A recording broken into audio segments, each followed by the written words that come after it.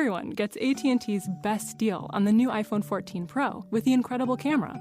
So, people currently listening to comedy podcasts, and people listening to political podcasts, and people listening to true crime podcasts who actually can't stop listening to true crime podcasts and it's ruling their lives. The point is, everyone, new and existing customers. Ask how to get up to $800 off the new iPhone 14 Pro with eligible trade-in. Visit att.com or our stores for details. Terms and restrictions may apply. Hey coconuts, yes, following my endless rant of various consumer behaviors. I know I wanted to talk a little bit about work, but I've also seen a lot of people started to travel. So a lot of my friends are planning trips, you are probably planning trips. So I'm going to take this pivot to share with you a little bit of how do I look at planning trips? How do I get the most out of the budget? And by the way, budget travel is not all about spending less, but it's about getting the most out of the buck that you spend. So welcome back. Good morning, everyone. I welcome you to another day with the Financial Coconut. In our podcast, debunking financial myths, discovering best financial practices, and discussing financial strategies that fits our unique life. You get it. Ultimately empowering us to create a life we love while managing our finances well. So we are back today, and I'm going to talk a little bit about some of these budget travel ideas, some of these budget travel tips.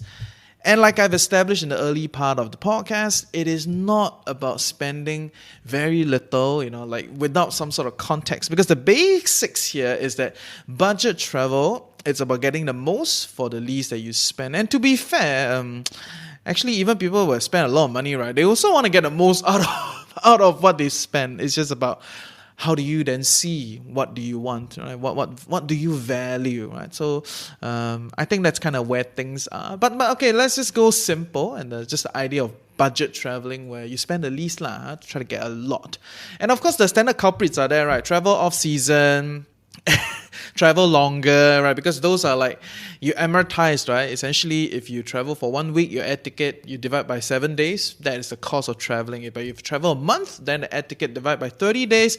Your per day ticket price is a lot lower. So those are the usual culprit. Then use your miles don't stay hotel stay Airbnb pretty much those are the standard culprit. And I am not interested in repeating what people are talking about. I'm sure there are a lot of other content out there, and you really don't need me to tell you to travel off season, right? It's like June holidays, everyone's flying. Of course, it's very expensive, right? But of course, if you're a parent, then you it's a bit problematic. I get it. But for every one of you that have the optionality and the ability to move around and travel and are looking for some insightful tips and tricks, I'm here to share with you today.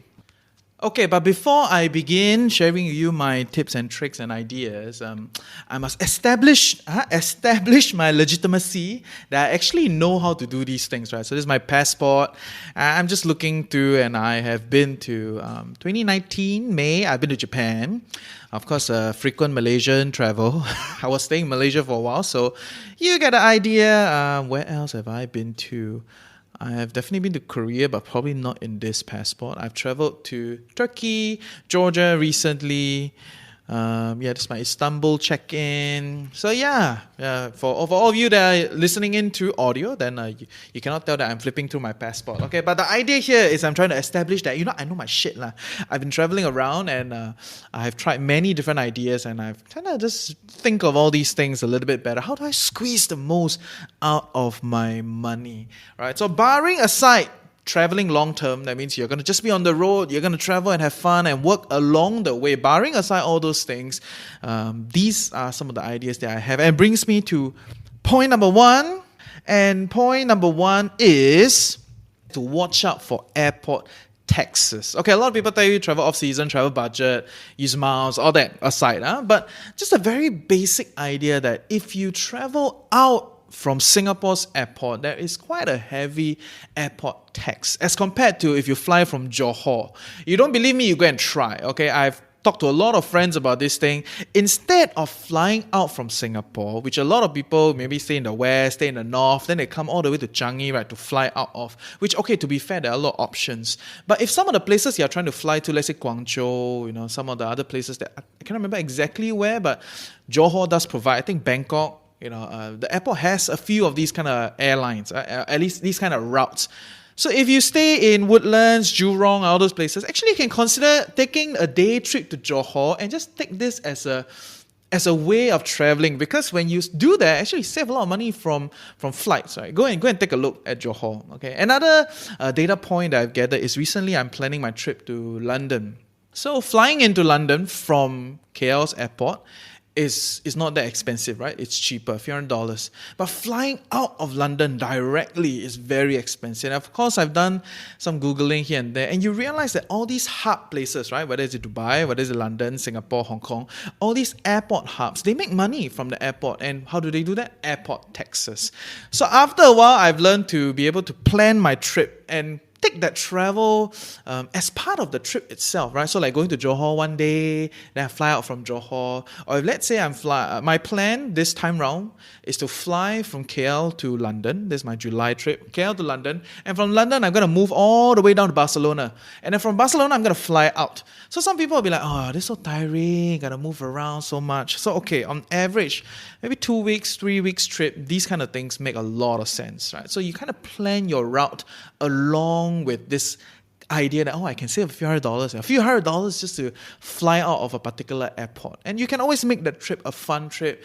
Don't think of travel as this, like, I'm going to get from one spot to the next spot to the next spot. And definitely you'll feel very tired, and it doesn't help that there's a lot of travel agency in the past that make you do that, right? You hop on the bus, you go to the next stop, and it's very irritating, very annoying. But if you think of this as a way of moving from point to point as part of the travel, as part of the journey, as part of experiencing new things, then this idea of, maybe I can move to another airport that's a little bit cheaper, it's not that much of a problem anymore. And of course, some cities have multiple airports, so you can check all of their routes. Just watch out for airport taxes. Rule of thumb, air hubs always very expensive because that's the way they make money. Which brings me to point number 2, and that is to stay further away from the city center. Sounds very intuitive, and it's like, do I really want to do that? I'm going to expand this idea after a word from our sponsor. So, okay, I'm not I'm not like some kampong traveler. I always go to the kampong. I always go to the outskirts of the city. I'm a big fan of living in like slightly more outside because it's quieter. You get to see more of the local life. You get to experience the way of life of the local people. Like a lot of people travel to Bangkok. Okay, very common. But how many of you actually been to this place called Talaplu?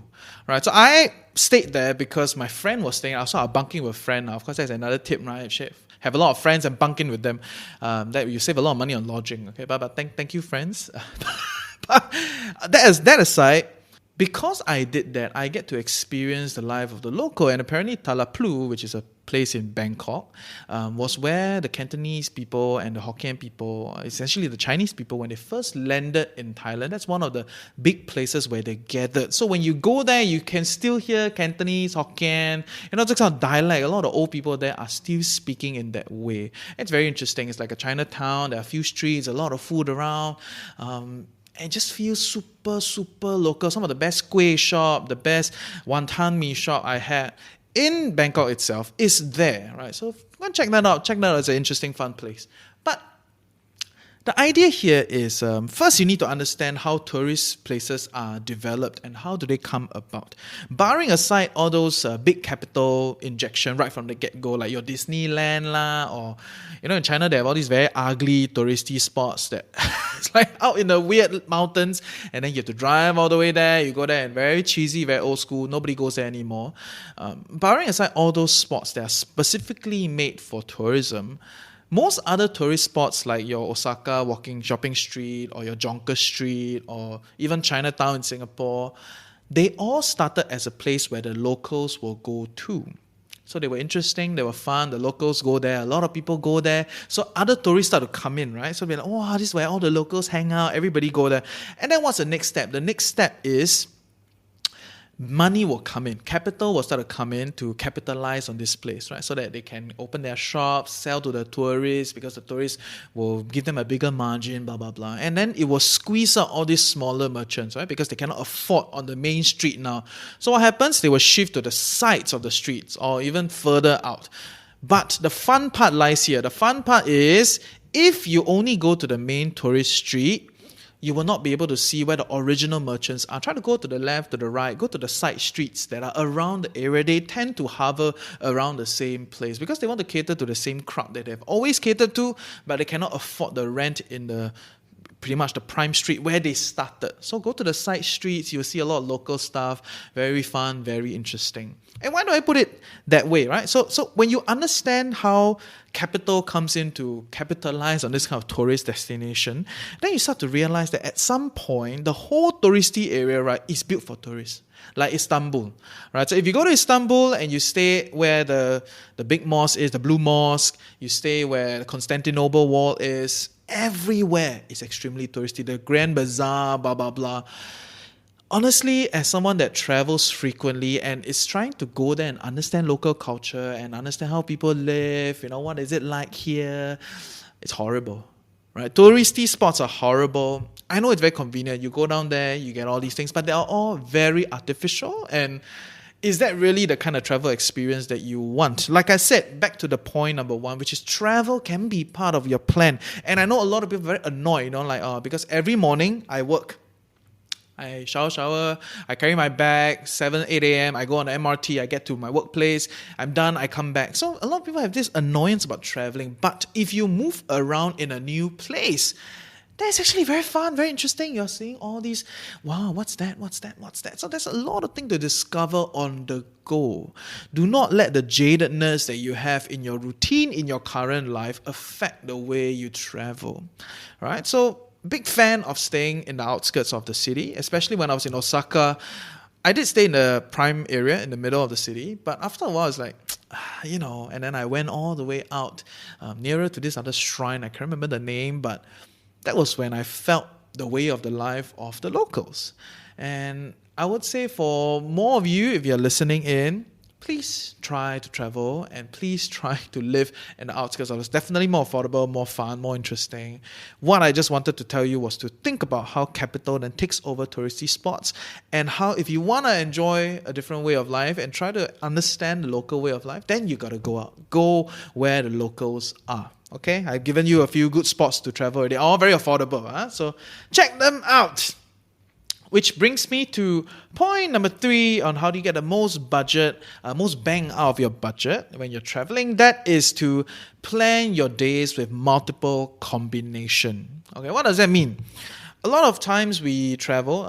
When I first started, of course, I traveled in a group, right? Friends, bunch of us, we went. And then after that, I started traveling alone. And I felt like, traveling alone was quite fun, right? Because I could just focus on myself. I do what I want to do. I don't really need to care about whether my friend wants to go here. But eventually, it became a little bit more problematic in the sense of I'm limited as to the places that I can stay. Because you stay alone, if you take the whole apartment, it's very expensive.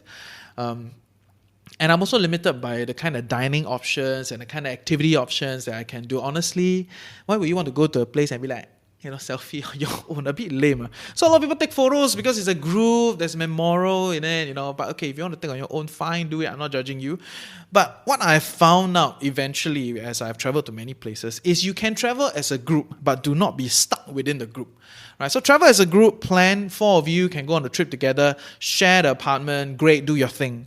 But you should have that 1 or 2 days of your own, right? Or maybe 1 or 2 days just you. Okay, there can be a split up, 3 people, 1 people.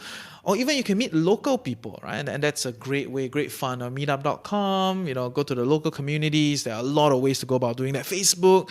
I think Facebook is still one of the most amazing places to kind of meet a bunch of people, right? So the idea here is instead of definitely traveling alone or traveling with your partner or traveling as a group, what you can do is to kind of merge them together with the core spine when you travel, right? So 7 days, 12 days, 15 days, when you guys travel, there's a core spine. What are we going to do? What are we going to do? What are we going to do? What do we want to achieve? And then in between, you can always do your own thing, right? So it could just be like, today we're going to have breakfast together. After that, do your thing. Go to your library. Do what you want to do. Go and hipster. Go and visit. Like for me, I'm becoming a big fan of visiting universities, and I'm going to try to interview some of these university professors with leading ideas, right? So, it becomes a very interesting way of getting the most out of the budget, because firstly you save on rental because you're not renting alone. You get the freedom to move around on your own whenever you want to, and also you can dine as a group, which gives you more options and more activities to choose from as a group. So I think there is the value in traveling as a collective without being bound to the collective, right? So chill a few friends, go and travel together, but don't have to everything do together. I think that's a big part of how I look at it these days. Of course, traveling with friends can be very scary, can break relationships. So my biggest recommendation to all of you is to try to travel to Malacca. Right? Go somewhere near, somewhere affordable, test out the friend, right? Test out whether you can actually travel together. Right? Some friends can hang out together, have a good drink, have a good laugh, play sports, but doesn't mean you can live in the same apartment for 20 days together, or 15 days, or 7 days together. Right? So if you are testing out some friends, great. Malacca is always my top choice. Go there, have a good time.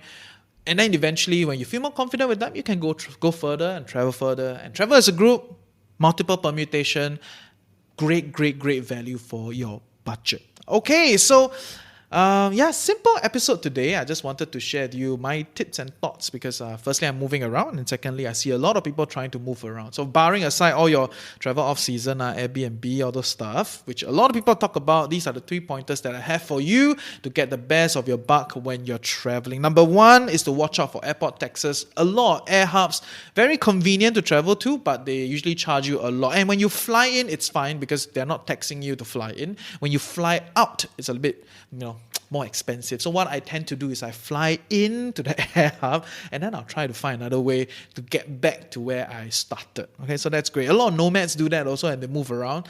But because you're not nomadic, you just want to do a 2-week trip, just watch out for airport taxes. Try to make that journey into a cheaper airport part of the journey. It is quite fun. Okay. Number 2 is to stay further away from the city. Of course, a lot of people have this annoyance that, if I stay far away from city, I got to move in and out. But hey, if you're traveling, you're having fun, the movement about is an experience in itself. And also, you don't need every day stay out of the city. You can stay 2 or 3 days within the city, get talk as a tourist, and then you move out.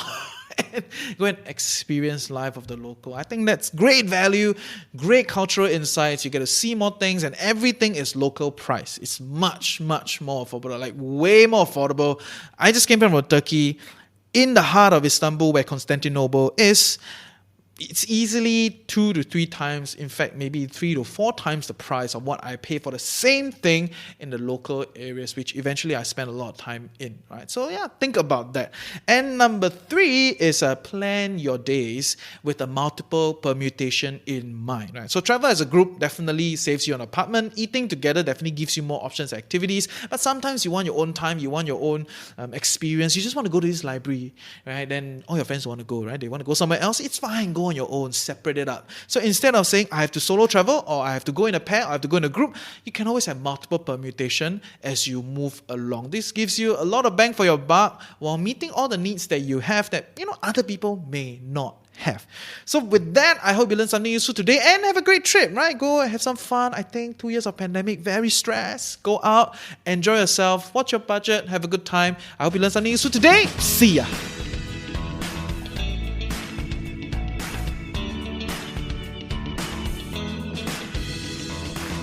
Hey, I hope you learned something useful today and truly appreciate that you took time off to better your life with the Financial Coconut. Knowledge is that much more powerful and interesting when shared, debated and discussed. Join our community Telegram group, sign up on Instagram, follow us on our socials. We have TikTok now, YouTube. 5-star rating everywhere. I'm expecting that I'm watching you. I'm the one that will give me 5-star rating. 5-star rating. If you give me the 1-star, I will... Okay, 5-star rating. And I hope to hear from you, right? So email to us, hello@thefinancialcoconut.com, or DM us. There are many ways to go about doing it these days. And if you have any other tips and tricks, and also any other people that you would like us to interview and talk to, you can drop us a comment section, email us, DM us. I will see you soon.